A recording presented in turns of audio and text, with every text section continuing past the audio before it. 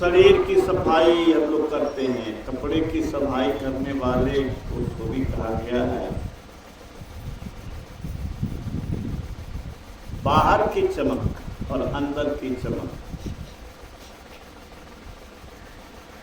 विचारिए कौन महत्वपूर्ण है।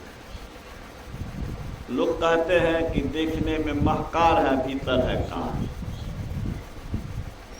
देखने में बड़ा सुंदर, भीतर है छुछुंदर।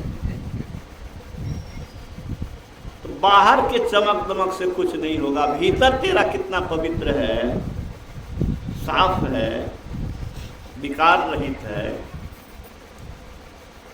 गंदगी रहित है, इसी का मूल्यांकन ईश्वरी सत्ता, देवी सत्ता, जम सत्ता के द्वारा होगा। आए हैं सो जाएंगे, राजा रंक फकीर एक सिंहासन चल चले, एक बंधे जात जन। जिसका भीतर पवित्र है वो सिंहासन पर चढ़ते जाए। क्यों जाएगा? जिसका हृदय शुद्ध है। अभी सुन रहे थे भगवान महावीर की बात, धर्म उसी के पास ठहर सकता है। यतो धर्म ततो कृष्ण, यतो धर्म ततो कृष्ण, ततो कृष्ण। जहाँ धर्म है वहाँ कृष्ण है। अरे जहाँ सूर्य है वहाँ अंधकार की क्या औकात है कि वहाँ पहुँच जाए। जहाँ सूर्य है क्या औकात है अंधकार की वहाँ पहुँच जाए। संत भी एक बार कहते थे कि भगवान विष्णु के पास चला गया अंधकार, निवेदन किया, कहा कि प्रभु हमको चैन से रहने नहीं देता है कि मेरा दुश्मन। कौन है तेरा दुश्मन? कहा वही आपका सूर्य, जो आपकी रचना में सूर्य जो है ना, वही हमको चैन से नहीं रहने देता। मैं गया भारत तो भारत पीछा किया, भारत से भागा तो पाकिस्तान पीछा किया। जहाँ जहाँ मैं जा गया वहाँ वहाँ ही पीछा करता गया। मैं भागता रहा हूँ, परेशान होकर के आपके शरण में आया हूँ।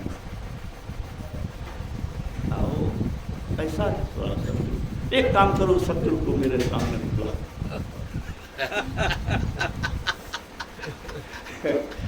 तो सूर्य के सामने आ सकेगा? सूर्य को बुलाया कि आइए, उसको भी बुला लिया तो आने का साहस नहीं कर सका। तो जहाँ सूर्य है वहाँ अंधकार जा नहीं सकता। जहाँ अंधकार है वहीं पर ठोकर है, वहीं पर दुख है, वहीं पर अज्ञान है। यहाँ हम लोग थोड़े गड्ढा में गिरने वाले हैं। इस रोशनी में तभी गिरेंगे जब अंधकार रहेगा या आँख खराब रहेगी। सांप के मुंह पर पैर देंगे, दीवार से टकरा जाएंगे अंधकार में, मालूम ही नहीं है कि आगे क्या होने वाला। ये तो भौतिक पदार्थ का प्रकाश का महत्व है, भौतिक प्रकाश का भौतिक जगत में महत्व है, और आंतरिक प्रकाश का आंतरिक जगत में महत्व है। आंतरिक जगत को साफ करने वाला कोई है तो गुरु है। अंतर जगत कैसे साफ होगा? भगवान बुद्ध ने कहा, ज्ञान बिना ध्यान नहीं, ध्यान बिना ज्ञान नहीं, ज्ञान और ध्यान दोनों रखता हुआ निर्वाण के समीप है।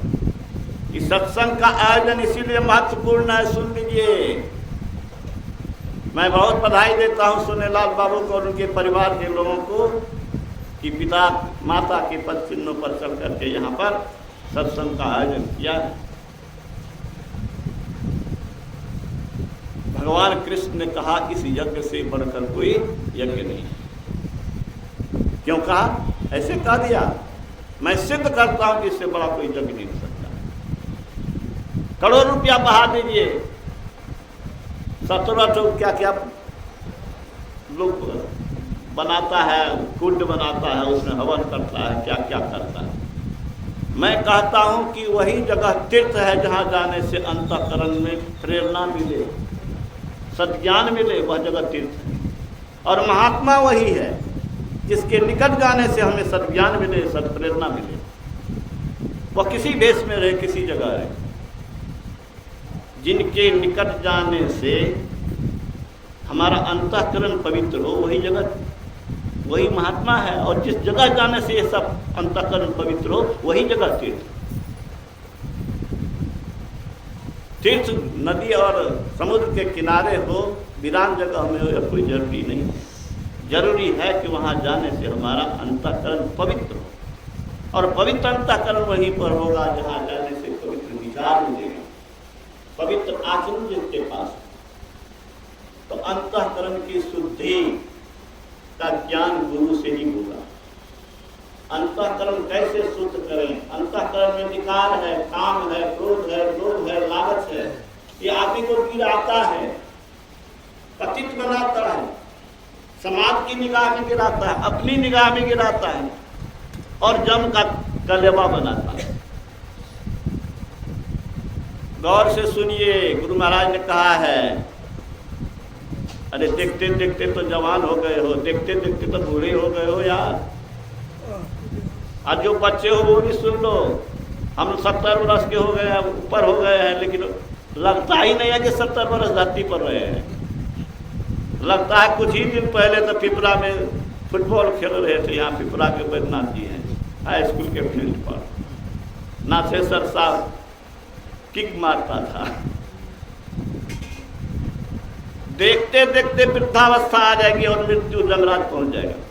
दिन बीतत जावे आयु पुरावे, भजो भजो परिजन धन सारा, सुतवित दारा, नहीं आवे को काम। कुछ काम नहीं आने वाला है, और जो काम में नहीं आने वाला है उसी के लिए बाप बाप कर रहे हैं, उसी के लिए दिन रात लगे हुए हैं। इस क्षणिक शरीर के लिए, क्षणभंगुर शरीर के लिए, जिसका कोई ठिकाना नहीं है, कब मरेगा, कब छूटेगा, उसके लिए सारी ऊर्जा लगाना, और इस आत्मा के अनंत जीवन के लिए, जिसका अंत ही नहीं होने वाला, अंतहीन जीवन इस आत्मा का है, उसके लिए कोई व्यवस्था नहीं सोचना कितनी मूर्खता है। हम तुरंत रस ले लें और जेल में सड़, गला तो काट दें, गला काटने में हमको बड़ा मजा है, ठीक है भाई, बड़ा मजा है। वैसे तो मजा आता नहीं है, मजा दूसरे चीज में आता है, लेकिन जिंदगी भर सड़ो जेल में। ऐसे ही इंद्रियों के रस में रस लेना, इंद्रियों में जाकर के सुख पाने की लालसा रखना, इससे अपने आप को बचाइए। कम से कम पहले बुद्धि से बचाइए, विवेक से बचाइए, कि इधर जाने से हमारा अहित होगा। हम जिसके लिए गुरु से दीक्षा लिए हैं, जो काम हमारा करने के लिए मनुष्य शरीर परमात्मा ने दिया है, वो काम में हम सफलता नहीं पा सकते हैं। पहले भी मैंने कहा कि पानी के ऊपर चढ़ाने के लिए बगल में लीक रहेगा तो पानी कहाँ से चढ़ेगा? लालटेन में तेल रहता है, और बेंदिए में छेद हो जाएगा तो ऊपर कई मिनट जलेगा, बोलिए। इसीलिए इंद्रिय द्वार जो है वह पेंदी है, पेंदी होकर के अगर चेतन धार आपकी बही तो गए। इसीलिए गुरु महाराज ने कहा, जाना है जरूर जाना है, जाना है जरूर जाना है। अरे दामोदर बाबू चले गए, मेजर साहब चले गए, हमारे विष्णुदेव बाबू इस मोहल्ला के चले गए, दीपकलाल बाबू चले गए, रामजी बाबू चले गए। ये लोग कितना सत्संग करते थे, हम लोग भी सत्संग करते हैं। कौन आया है रहने के लिए? सत्संग करो या नहीं करो, जाना तो है, लेकिन लेके जाओगे क्या? अच्छे कर्म अगर किए हैं, आपको देवदूत सम्मान करेंगे, और नहीं तो जमदूत तो कुटाई करवे करेंगे। याद रखिए, गोस्वामी तुलसीदास जी ने लिखा है, ते नर नरक रूप जीवत, वो नरक की जिंदगी जी रहा है, ठीक है कह रहा है। जब तक हम लोग अंधकार में हैं तब तक नरक में है, मोटा मोटी ये समझ लीजिए। नरक में क्या होता है? दुखे न होता है, तो दुख से कैसे बचल सकता हूँ? कौन नहीं छटपटाया है हजारों बार? कौन नहीं शरीर में छटपटाएगा? तो शरीर में रहना नरक में रहना है कि नहीं? हम तो नरक इसी को नरक पूछते हैं, तो शरीर में रहना नरक में रहना। गोस्वामी तुलसीदास जी कहते हैं, ते नर नरक रूप जीवत जग भव भंजन पद विमुख अभागी। जो परमात्मा से विमुख है, अपनी आत्मा से विमुख है, अरे दुए ठो तो दिशा है, दो ठो दिशा है, एक तो आत्मा है, दूसरा इधर संसार है।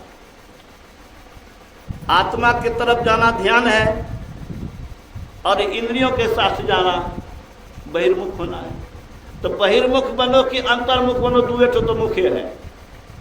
अंदर जाओ चाहे बाहर जाओ।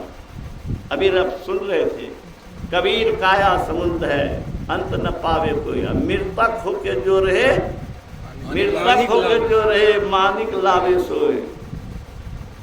मानिक क्या है? मानिक वह मानिक है जो मानिक पा लेने के बाद जमराज भी नजदीक आने का साहस न कर सके। वह मानिक कहाँ है?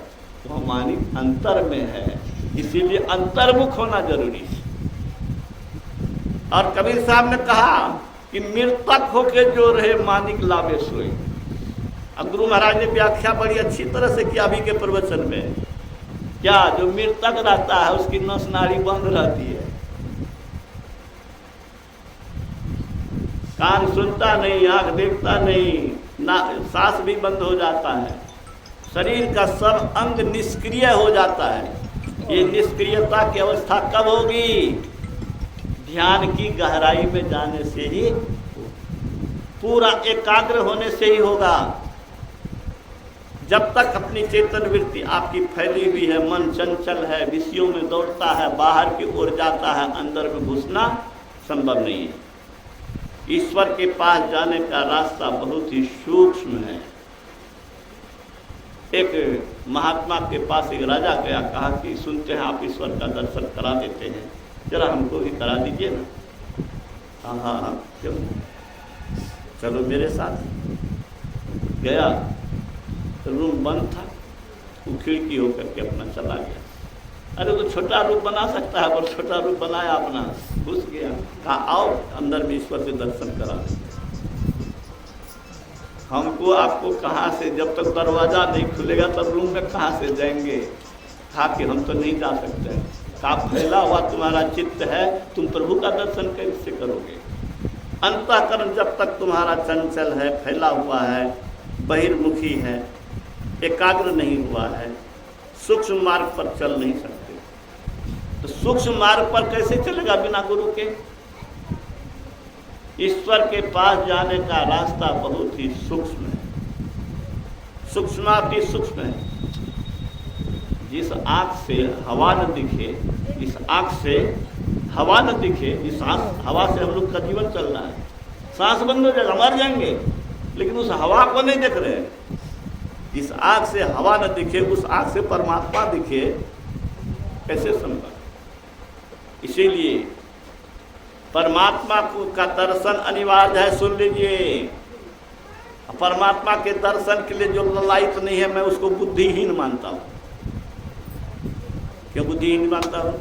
बुद्धिहीन को मतलब ये नहीं है तू जे है तैसे दखल जे है तैसे दखल देते। हाँ, हमारा गाँव में कुछ मजदूर टाइप के लोग रहे, तो ओकरा जा घर में अन्न सठ है नहीं, ता वो काम करे ले जाए, खाए ले छेबे करे तो कथी जेबे मजदूरी करे। तो अखनी के व्यवस्था सोचे छे, कल के व्यवस्था नहीं सोचे छे, बुद्धि ही नहीं कर जा सके। तो हम आप कितनी भयानक स्थिति में, कितनी दर्दनाक स्थिति में, कितनी सर्वनाक स्थिति में, बहुत ही दयनीय स्थिति में।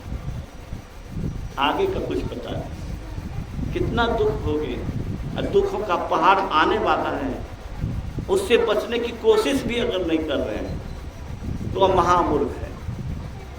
तो गोस्वामी तुलसीदास जी ने क्या कहा? भव भंजन पद विमुख अभाग, निशी वासर रुचि पाप असुचि मन, खलमति मलिन निगम पद त्यागी। शास्त्र, वेद, ऋषि, महर्षि, संत, भगवंत की बात को नहीं मानता है और संसार में आसक्त होकर के कुकर्म कर रहा है, वह नरक जी है। निशी वासर रुचि पाप असुचि मन, मन असुचि है, अपवित्र है। हम लोग का अपवित्र है कि प्रवचन जानने से कुछ नहीं होगा। संतों की बात मैं सुनाता हूँ, इसका मतलब ये नहीं समझिएगा कि इनका मन बहुत पवित्र हो गया। हमारा मन भी पवित्र नहीं है। हम अपना मन का अध्ययन अपने करते हैं। पवित्र अंतःकरण में परमात्मा का प्रत्यक्षीकरण होता है। अगर पवित्र अंतःकरण होता तो परमात्मा का प्रत्यक्षीकरण हो गया। और जब तक अंतःकरण अपवित्र है, जब तक परमात्मा का प्रत्यक्षीकरण नहीं है, तब तक भविष्य अंधकार में, अंधकार में हो, भविष्य भी अंधकार में रहे। निशी वासर रुचि पाप सुचि मन खलमति मलिन निगम बच्चा, नहीं सत्संग भजन नहीं हरि को, श्रवण न राम कथा अनुरागी, तुलसीदास हरि नाम सुधा तजी, सच हटि पियत विषय विष मांगी, सुकर स्वान श्रृंगार सरिस जन जनमत जगत जननी दुख लागी। कितना बड़ा चोट कर दिया गोस्वामी तुलसीदास।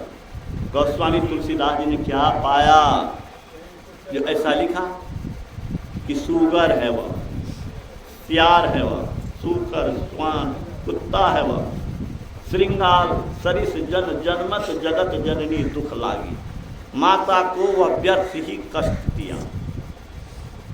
जिस औरत को संतान होता है, जिस समय संतान होता है, कितनी पीड़ा से छटपटाती है। ऑपरेशन क्या दो, हम सुन रहे थे, हमरा नहीं बर्दाश्त है सब, बाप बाप कर सब व्याकुल होकर प्रार्थना करेगी ऑपरेशन का चीर का बच्चा निकलेगा, छटपटाती। गोस्वामी तुलसीदास जी कहते हैं कि उस माता को तुमने व्यर्थ ही कष्ट दिया। सो कुल धन्य उमा सुनो जगत पूज्य सुपुनीत, श्री रघुवीर परायण जही न रूप निमित। जो भक्त है वह माता पिता का भी उद्धार करता है। प्रहलाद को कितनी पीड़ा दी गई, कितनी पीड़ा दी गई, हम लोग को सिहर जाता है। लेकिन अंत में जब भगवान नरसिंह प्रकट हुए,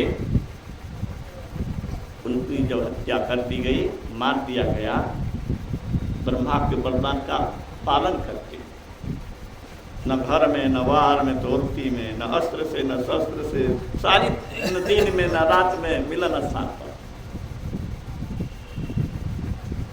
भगवान नरसिंह कहते हैं, कहाँ तो तुम्हारा ये कोमल शरीर, राजकुमार कोमल शरीर, कहाँ ये नरसिंह, ये हिरण्यकश्यप दानव बलशाली, कितना कष्ट हुआ होगा तुमको। मेरे आने में देर हो गई तो मुझे क्षमा, मुझे आने में देर हो गई, मुझे क्षमा कर। आपका हृदय अगर पवित्र है तो देवता भी, ईश्वर भी आपके यहाँ क्षमा मांगने को आता है। अब मांगो, तुम क्या मांगते हो? तो बहुत कष्ट सा है, तो जो मांगोगे नहीं। कहा मेरे अंदर में अगर इच्छा अगर होगी किसी चीज की मांगने की, उसका बीज अगर होगा तो बीज ही जल जाए। बीज रहेगा तो वृक्ष बनेगा। मांगने की जो बीज है मन में वो जल जाएगा। देखिए भक्त कैसा होता है। हम लोग क्या सब मांगते हैं, क्या मांगते रहे हम लोग, कैसे 3 नंबर के भक्त, 1 नंबर के भक्त हैं। सोचिए, नरसिंह भगवान कहते हैं मैं आया हूँ, मेरी मनसा है कुछ देने की, मेरी इच्छा की पूर्ति के लिए कुछ मांग ले। मैं दिए बगैर नहीं जाना चाहता हूँ, कुछ मांग ले। उसने यही कहा कि मेरे पिता को आप मुक्त कर। देखिए इतना सताया, लेकिन कहता है उन्हें मुक्त करो, इस संसार में आवागमन से मुक्त कर दीजिए, अपने लोक में मिला लीजिए। यहाँ तो 1 बीघा जमीनी ने नकल के तो पापे के कट दिला। हम जाने चाहिए ना, बाप का कट दिला। बाप सुतल रहे, गर्मी के दिन रहे, ताश खेल कर एल रहे, बहुत गर्मी रहे तो घर नहीं सुतल रहे, बाहर में बेंच लगा के सुतल रहे। 12 बजे रात में एले, अब फरसा निकाल लग गए, कटिए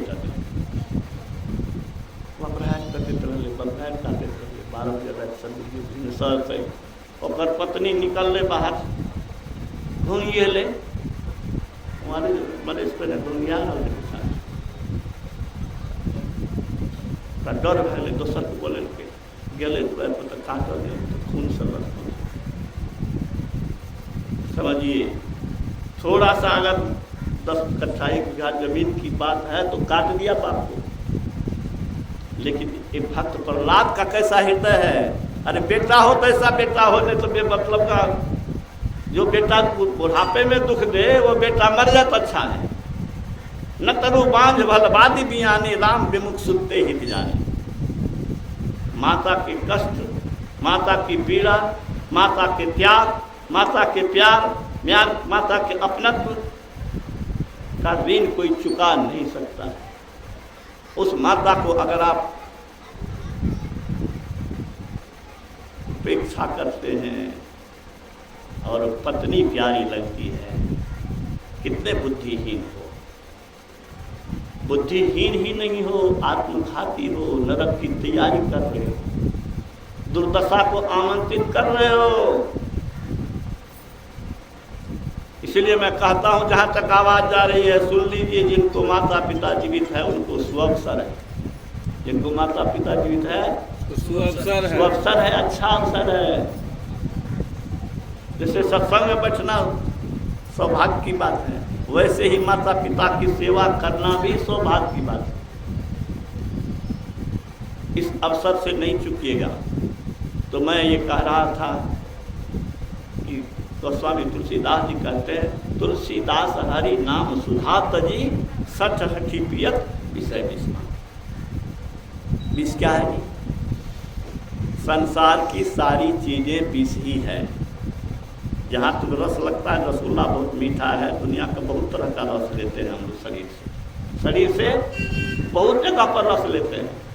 वो सब रस क्या है सर? विष है। कैसा विष है? वो स्वीट पॉइजन है। हाँ, पॉइजन नहीं, खाली पॉइजनेटर नहीं, उसमें स्वीट लगा हुआ है, बहुत मीठा लगता है, छोड़ना नहीं चाहता है मन। बुद्धि और विवेक से संसार के रस से उपराम रहने की कोशिश करिए। उतना ही लीजिए जितना लेना शरीर की रक्षा के लिए आवश्यक है। यहाँ तो खाने में सुंदर लगा तो खाते जा रहे हैं। जिस जगह रस मिल रहा है बेसी, अब थोड़ा क्षणिक आनंद मिल रहा है, वो जगह डूबा हुआ है।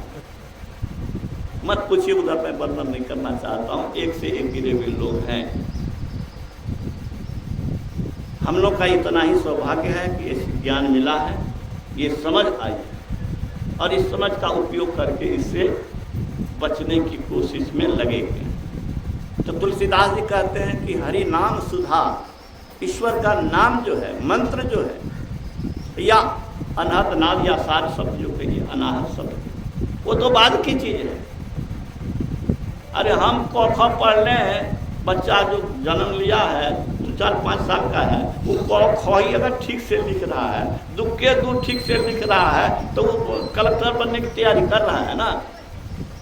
उसी में तन्मय होकर पढ़ रहा है, उसी पाठ को याद कर रहा है, और उसी में क्लास में फर्स्ट कर रहा है, तो कलेक्टर बनेगा।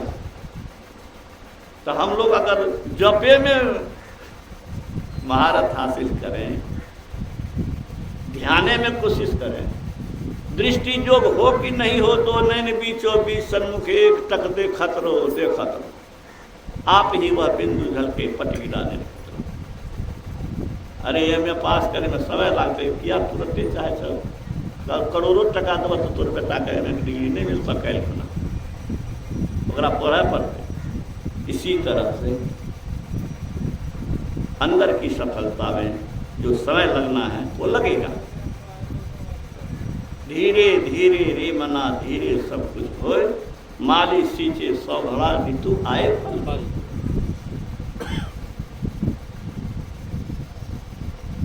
लिखा है सांडिल्य उपनिषद में, 12 अंगुले पर्यंते नासाग्रे विबलांबरे संविदृषि प्रसाम्यंतां प्राणस्पंदन निरुद्धते। क्या मतलब हुआ? द्वादश अंगुले पर्यंते नासाग्रे विवर्तमान, 12 अंगुल पर स्वच्छ आकाश में नासिका के आगे, इसी को गुरु महाराज कहते हैं दो नैन बीचों बीच सन्मुख। सन्मुख है, न ऊपर है न नीचे है, न दायां है न बायां है, न पीछे है, आगे है। नासाग्र, नासाग्रे विमलाम, वहाँ क्या करो, संवित दृष्टि प्रसाम्यतांग।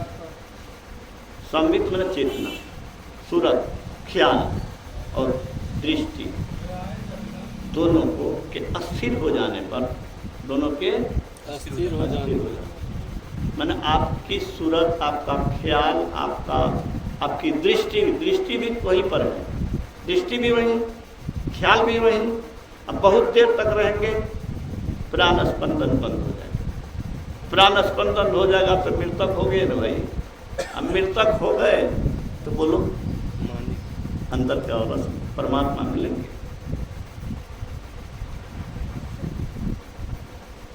और वासनात्वात्, वासनाहीन होकर मन न मनुते मन, मन अगर मनन करना छोड़ दे, मन जो उछल कूद करता है ये छोड़ दे, सततंग मन लगातार करता है, तब क्या होगा, अवासनात्वात्, वासनाहीन रहने से ऐसे में प्राण स्पंदन होता है। बड़ी जरूरी है, नजर टिकेगा नहीं, मन भाग जाएगा, लेकिन पछाड़ के छोड़ेंगे, तुमको छोड़ेंगे नहीं। ये हौसला रखना है। और भगवान कृष्ण ने अर्जुन को कहा, क्या देखते हो, किन कर्तव्य मूड हो गया, बांध को रख दिया है। अरे लोग तुमको कायर कहेंगे, ये तुमको शोभा नहीं देता है। अंग शिथिल हो गया, थर थर कांप रहा है। यहाँ डर से भी थर थर कांपता है कि नहीं? हाँ, डर से थर थर कांपता है। रोंगटा खड़ा हो जाता है डरे से। कुत्ता पर अगर झपटा आपका रोंगटा खड़ा हो जाता है।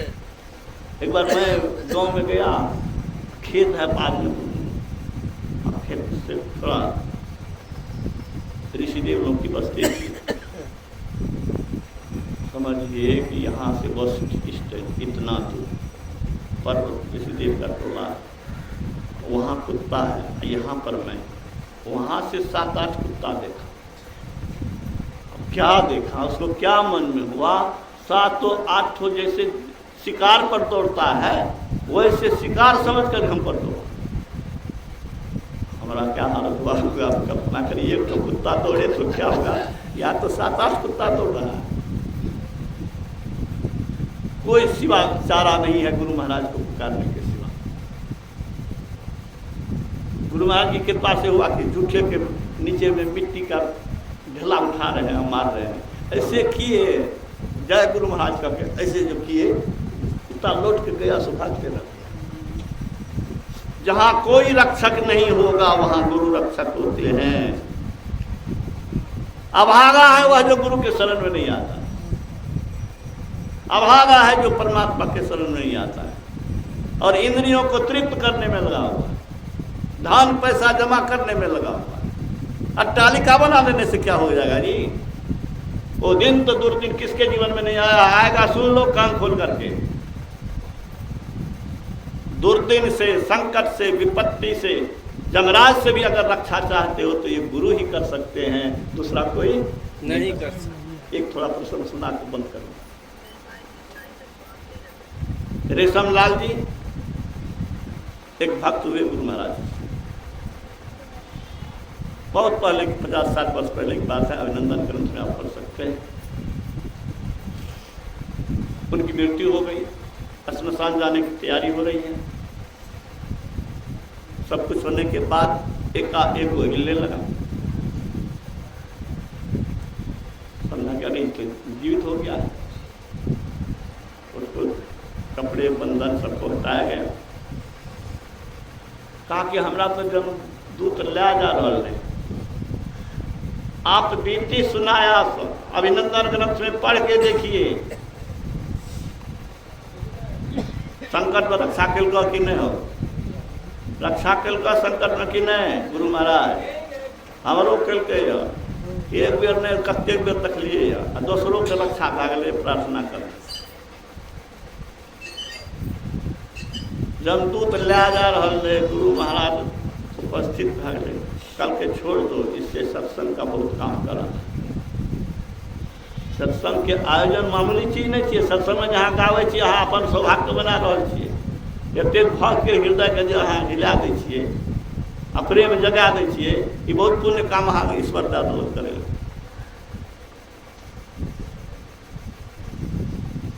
जमदूत छोड़ के भाग गया, वो फिर से शरीर में आया, सत्संग का बहुत काम किया, उसने जमीन दिया, सत्संग मंदिर बनाया, आज भी वहां पर सत्संग होता है, बेचारे को लौटा। तो जमदूत के हाथ से भी लौटाने वाले संत होते हैं, और वो क्षमता हम लोगों में भी हो सकती है। हम लोग गुरुवक बन के पड़े हुए हैं, खाए में सुते में रसले में लीन छिए, ओकरा लिए चिंते नहीं, डूब के मर न जाओ, कल तो मरबे करोगे, आज मर जाओ अच्छा है। अरे जी जान लगाइए, सोचना आई बूढ़ लोग किस कर चलो, आप बहुत तरह करते मोह छुट लाया। बूढ़ लोग के हम बुझे एकेटा काम होना चाहिए।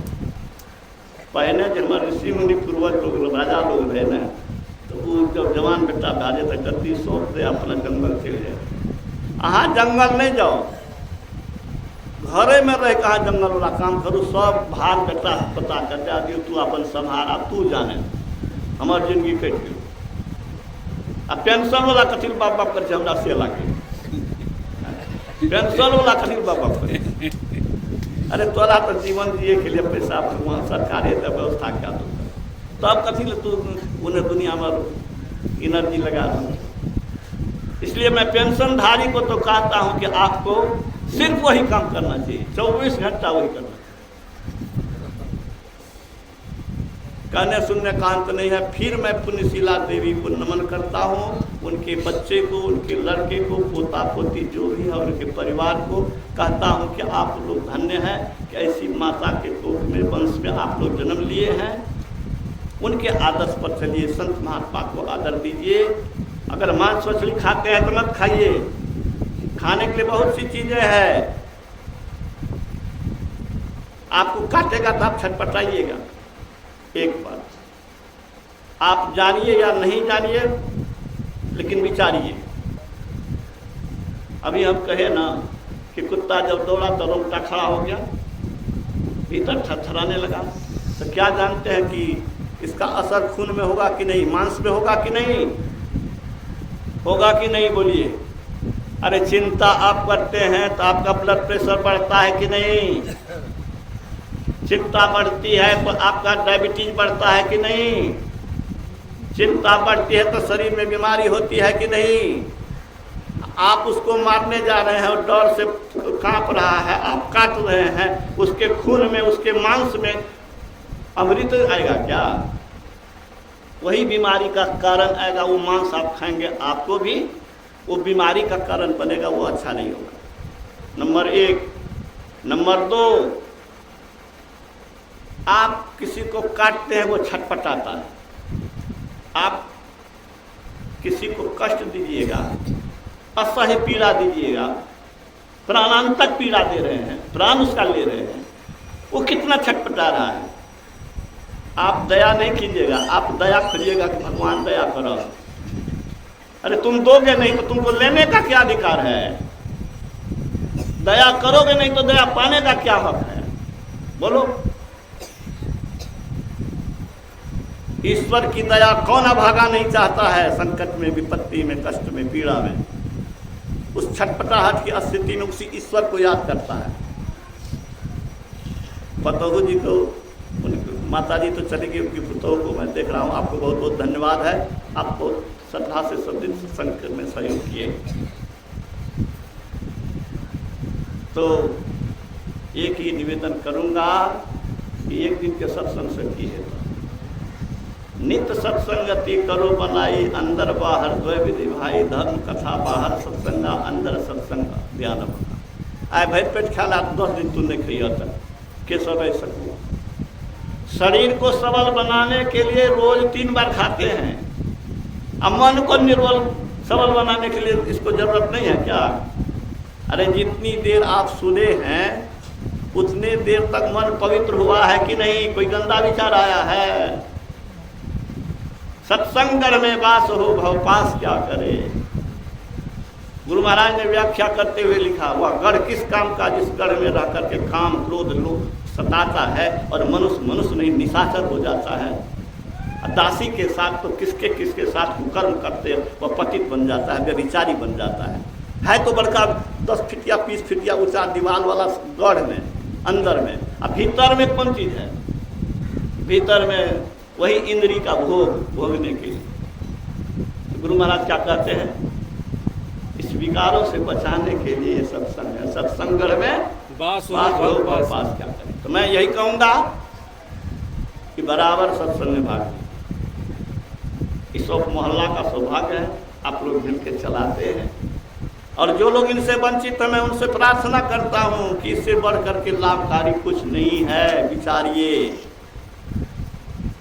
और इन लोगों को मैं बहुत बहुत बधाई देता हूँ कि बराबर सत्संग करवाते हैं। मैं सोनेलाल बाबू को बहुत बहुत बधाई देता हूँ कि इन्होंने बहुत आग्रह किया। हम तो सोचे कि धनवान के यहाँ जाए कि नहीं जाए, लेकिन गरीब के यहाँ हमको जाना है, तब ये गुरु खुश होंगे। समझ में आया? धनवान के यहाँ जाए कि नहीं जाए, हम कमजोर के यहाँ आदमी जाएंगे तो गुरु महाराज के विशेष कृपा पात्र होंगे। इसलिए कि गुरु महाराज ने कहा है जिसको कोई पूछने वाला नहीं है, जिसको कोई पूछने वाला नहीं है, वह जब मेरे निकट आता है मुझे बड़ी प्रसन्नता होती है। आपके निकट आने से गुरु महाराज प्रसन्न हो गए। श्री सद्गुरु महाराज की जय।